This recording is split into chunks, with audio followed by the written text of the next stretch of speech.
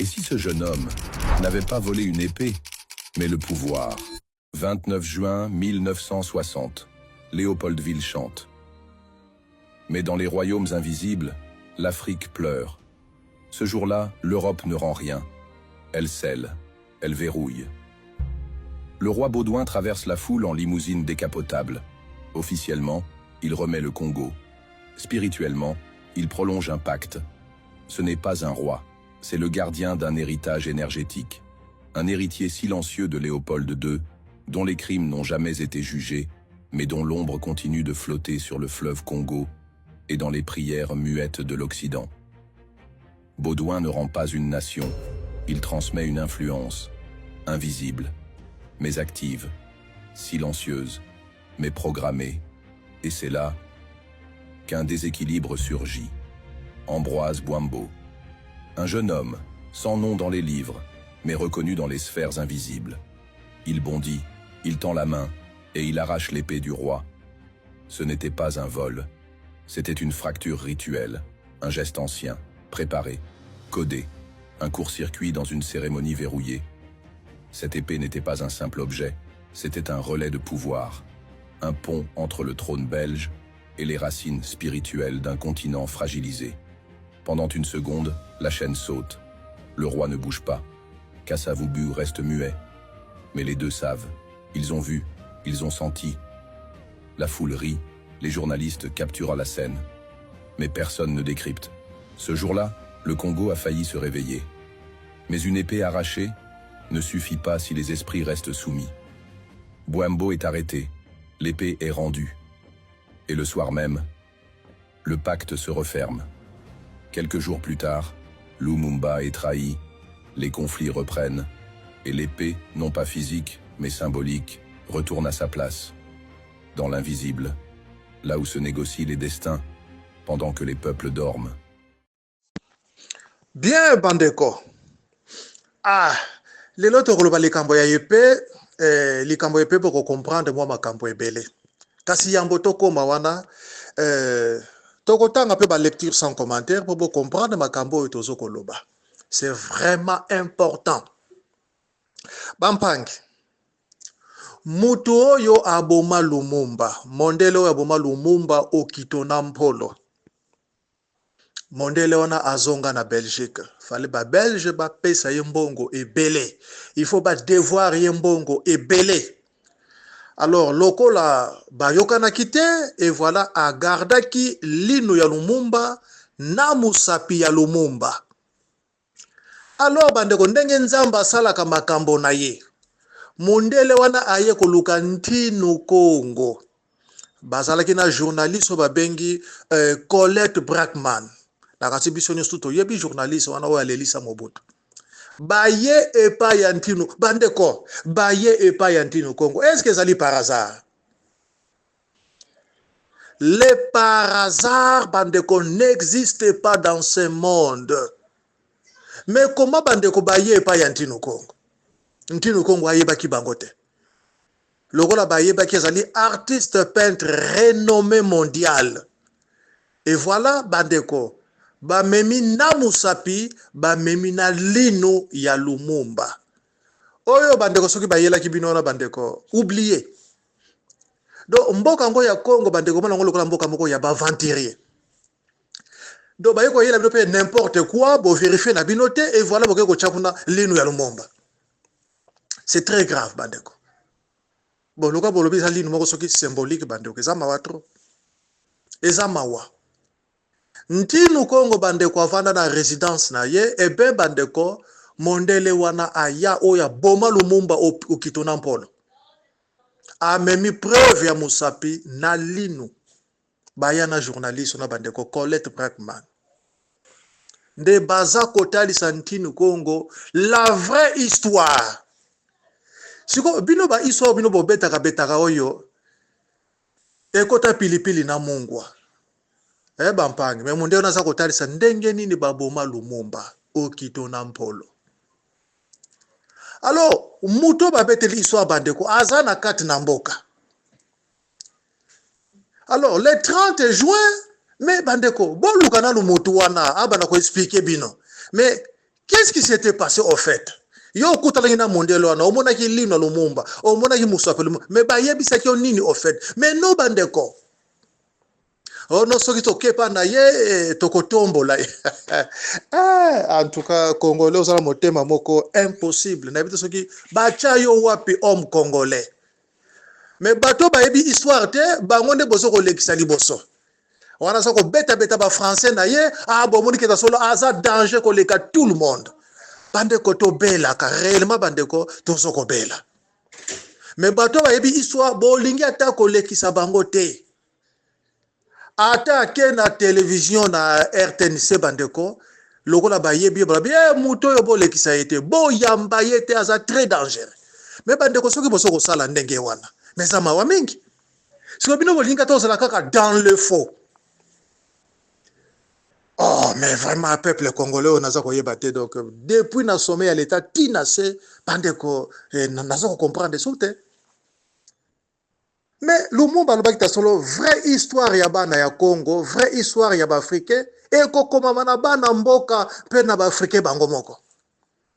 Alors, oyo mindele baza ko tangisa biso na ba kelasi bandeko mingi ezali falsifié. Yango moni okomona mutu na veste, cravate, soulier bandeko. Mais kimundele za kati na ye. Kibukongo pena bandeko mpeve wana ya Congo kati na ye, ikeleve. Azome mpeve ya Yahweh, ya Mahomé, ya Bouddha, etc., etc. Et bela ba science occulte kati na ye. Ba lunette magique. Voilà, c'est ce qui se passe maintenant. Alors, ne batu ya ndengo na peuple abeti la kamaboko. Si vous bateau basé na vraie histoire bandeko barrage. Otala kuto soki le famenti no Congo za ko senga audience pa ya président de la République et président za ko pimela ye bandeko tobelaka. Mais muto yo azana solution na maboko. Soka za ko ya vers yo pauvre te bo solo la bozwa solution ya mboka. Et bino bozo ko seka. Siko boko za solution to boko za solution te. So muto ya tinda ki yeba solo la. Tant pe bozo ko seka ye, c'est-à-dire indirectement bozo ko seka les grands esprits Congo. Siko boko kende liboso, to boko kende liboso te. Siko bande ko botala mboka yangwana, bozo bokende liboso to tala bi. Bande ko salaka li sekite na les grands esprits Congo. Oh no atinda ka mutu te. Oh ayaki ko beta ba histoire na ye moko les grands esprits Congo akenda na ya zonga atika makambo pa batu mususu bande ko tozo ko bela. Bampangi tobela ka réellement bandeko tozo ko bela makambo ezali très important bandeko biso yangote oyo ba venturier baza ko beta par-ci par-là wana ça va wana botikiri bango RTNC ba loba et voilà bandeko mboka iza kubonga kaka te mboka iza ko zinda kaka mais bozo ko yoka bien BPM ka mission primordiale. Bampangi libération ya Congo na Afrika. Kasi bandeko bazo pesa biso espace te. Baza ko pesa biso espace te. Ato che na ba YouTube bandeko. Combien de personnes bakolanda? Batu bazali occupé na ba makambo na bango. Me bandeko tango bozo ko sala ndenge wana mboka eza ko zinda kaka. Bozo ko pesa importance na bato bandeko baza mandaté te epa ya Nzambe. Siko bandeko boko zwa solution ya mboka ndenge nini? De la République. Mais boko zwa solution ya mboka ndenge nini?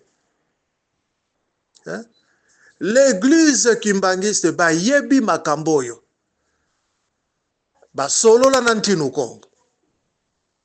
Alors bango bazo kutana na président de la mais ba yebi sa ye makambo. Ba yebi se sika likambo efandi.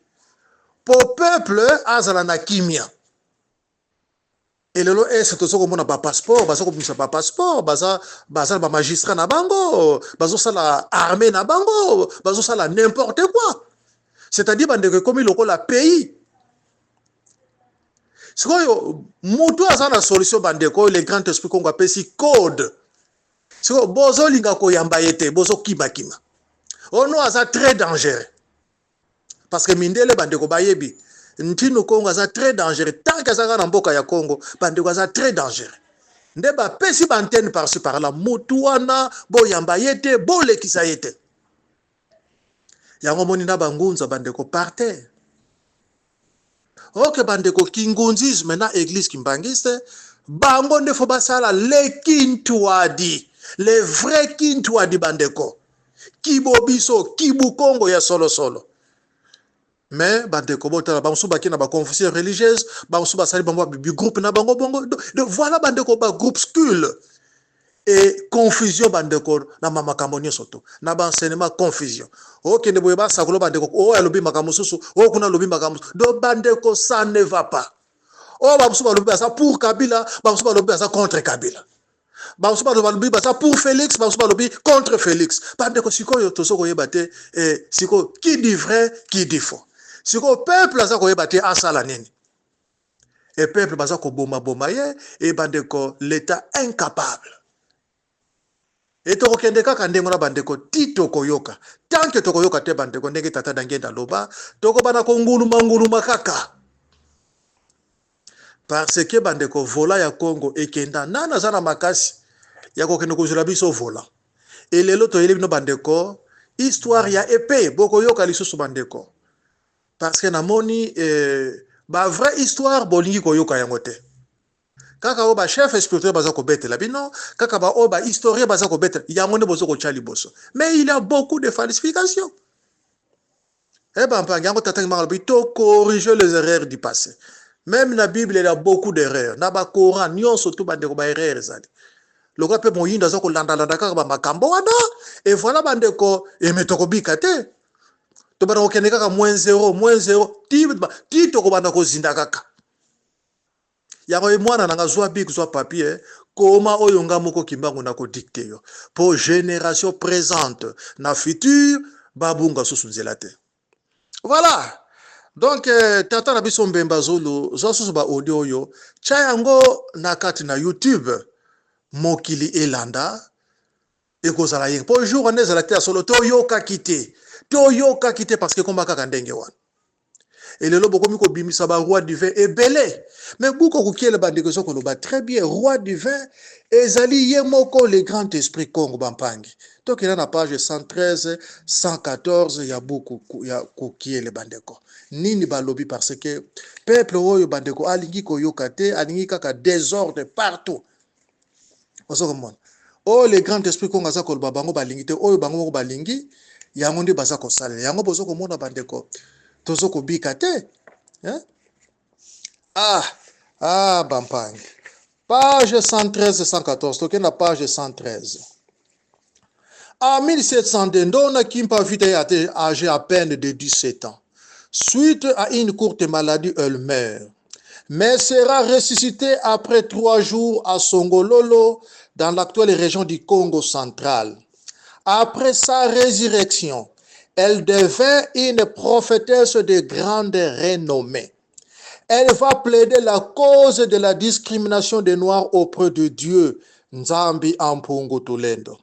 Elle reçoit alors la mission de prophétiser l'avènement du roi du vin, les prophètes des Noirs Afrika, Mfumu Kimbangu, qui viendra restaurer et redonner au Congo son identité spirituelle, politique et sociale.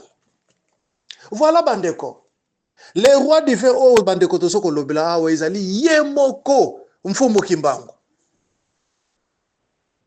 Le grand esprit Congo de tous les temps. Bandeko. Kowela titre ya ki roi du vin te bandeko. Parce que boyebite roi du vin ça signifie quoi? Et misala nini araya ko sala bandeko boyebite. Alors sobo komi ya koma ya ko wela na oya mibengi roi du vin. Oh kuna roi du vin. Oh kuna roi du vin bandeko ça c'est du n'importe quoi. Ezali désordre. Alors bosa ngala pe bandeko pete batali se bino pe makambo mutu na mutape sa ba idée non bandeko bolingi pete. Sikoyo basala ka makambo ndenge ni. Mboka yango ya Congo bandeko kozala kaka bina ba désordre boy. Alors soki bozoko yoka te bandeko yemoko nzambe tango akozwa makambo amen et valé kozala fimbo ya kekele kozala opesi mbwa boy. Ebele bakolela. Alors au lieu to lela te bandeko. Pona ni toninga tolela. parce que baza koloba makambo bozo koyoka te. Siko bino bolingi kaka bolela bandeko fimbo ya Nzambe ezalaka yenge te. Ngana yebi bandeko moko azwa fimbo ya Nzambe okoyoka na mawa liwana ezala ya mpasi mingi koleka. Na kati tobetaka histoire wana awa bandeko ya Atman Adonis kanku badibanga ya kosela tataki mbango makambo auti na Tibet tataki mbango abimele apesi ye mission ya kosala ba esprit conscient pona ko libérer mboka ya Kongo. Bandeko tata wana akufa mabe bandeko kozanga koyoka liwana ye ba croix rouge mutu bakena ko kunda ye batu ba panzana ye moko bandeko apasuka. Bandeko to salaka très attention. Tozo ko loba bien bandeko tozo ko zongela to salaka très attention. Mutu soki matoi bandeko ele kaka mutu te.